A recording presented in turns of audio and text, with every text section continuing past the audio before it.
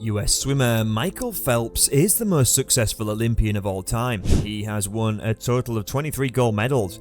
He reveals what has driven him to strive for athletic perfection since he was 11 years old, and we've looked at what regular runners can learn from his experience. US swimmer Michael Phelps is the most successful Olympian of all time. He won a total of 23 gold medals in Athens, Beijing, London and Rio from 2004 to 2016. We met the 34-year-old in his hometown of Baltimore in the US state of Maryland, which is also home to his supplier Under Armour.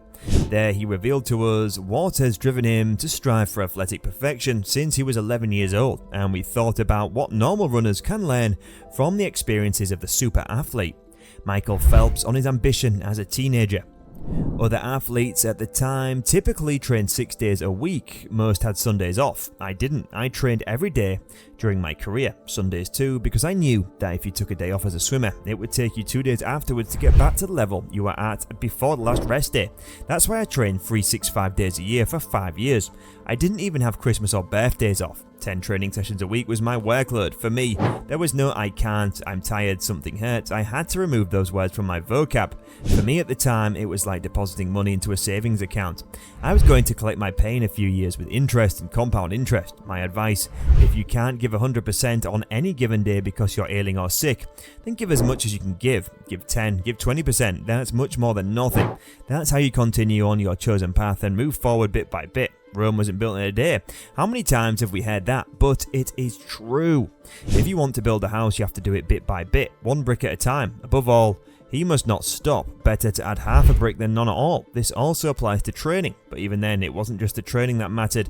Regeneration, nutrition, sleep, everything had to fit in 100%. It was clear to me that if I wanted to achieve something that no athlete before me had done, I would have to do things differently than athletes have done before me. And this is what we learned from it. If you want to create something special, you have to stand out from the crowd. You don't have to strive for Olympic laurels right away, but investing more than just the rest is often worthwhile.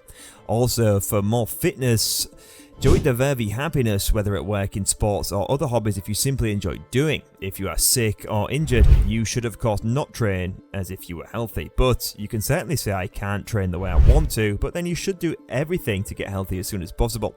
The message is don't give up, don't let down, it's worth it.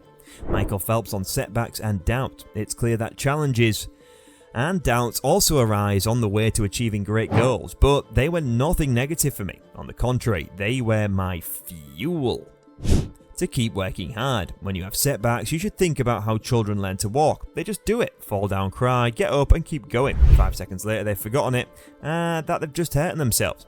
And that's what runners learn from it. Athletes should deal with setbacks the way children learn to deal with falling down while running. Don't dwell on it too long. Get up and keep going. With every step forward, things get better. However, in this case of gross mistakes in the training setup or in competition preparation, analysis and careful reflection are necessary in order to avoid repeating the same mistakes. Michael Phelps on motivation and limits. I never needed any extra motivation from outside. I wanted to win. I had to win.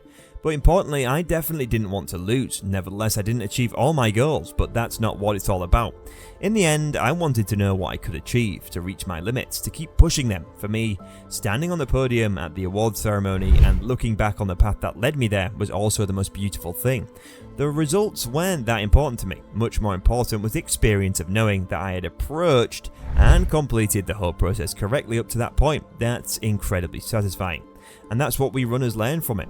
If you want to achieve your goals, you have to be motivated. External desires, demands, or even pressure are much less powerful drives, so you don't necessarily have to want to win races. In running, everyone who runs at all is a winner, but you should want to run and have your own goals in order to enjoy it. And everyone who wants to develop in any way has to get to know and push their limits. And with the desire to do so, the motivation usually comes by itself.